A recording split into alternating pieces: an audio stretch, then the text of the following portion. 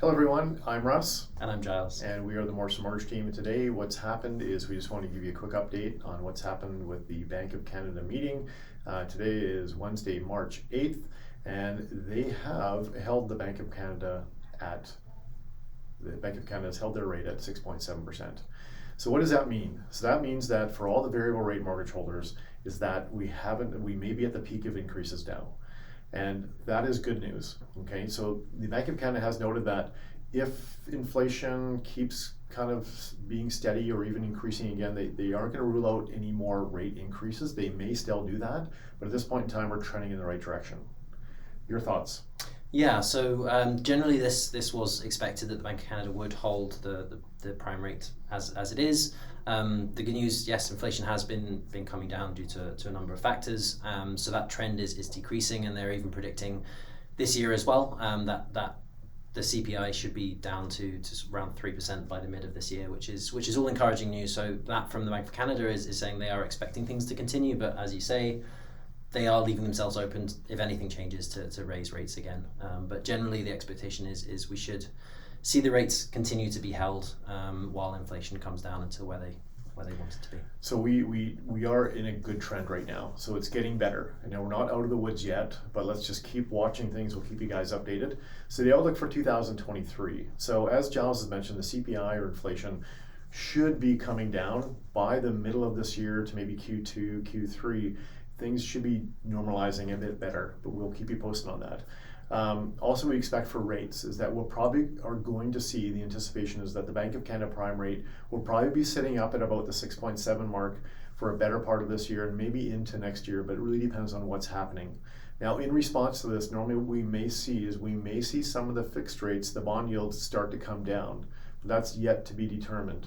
So we'll keep you posted on that as well, because for some of you that are in a higher rate, like in a variable, if the shorter term fixed rates begin to come down, there could be some opportunities to help you lower your payments and so forth. Okay. Any other thoughts on 2023 that I've missed?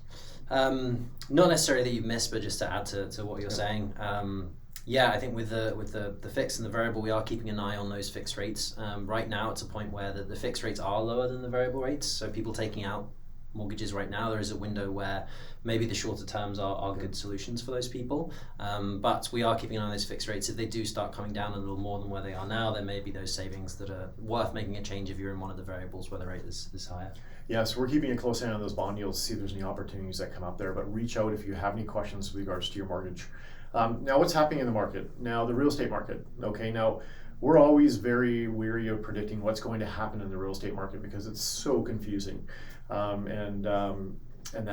what we're seeing here from our reading is that it looks as though the real estate market is heading down to its bottom in the next little bit here. That's the expectation, but it really depends on what area you're in, what province you're in, and so forth. There's so many different factors in that. So the real estate market for us has picked up a little bit. Mm-hmm. We do have more of our clients reaching out to sell and buy, and that. So, but things are actually getting some more activity on that now.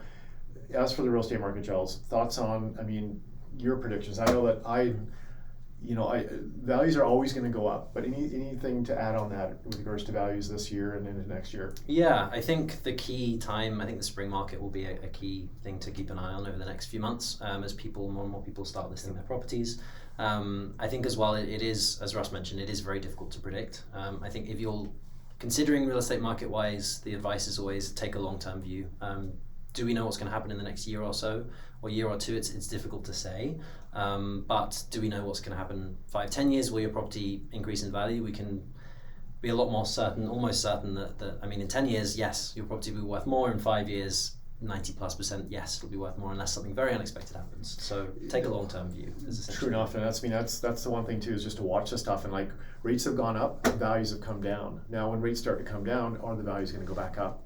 Because of the lack of supply in Canada, we may see that, but this is to be determined. Okay, so recommendations moving forward. We're sticking with our variables right now, and that if a shorter term fixed rate comes into play that is say around 5% or less, we may consider locking in potentially, but at this point in time, that's to be determined, and it really depends on the outlook.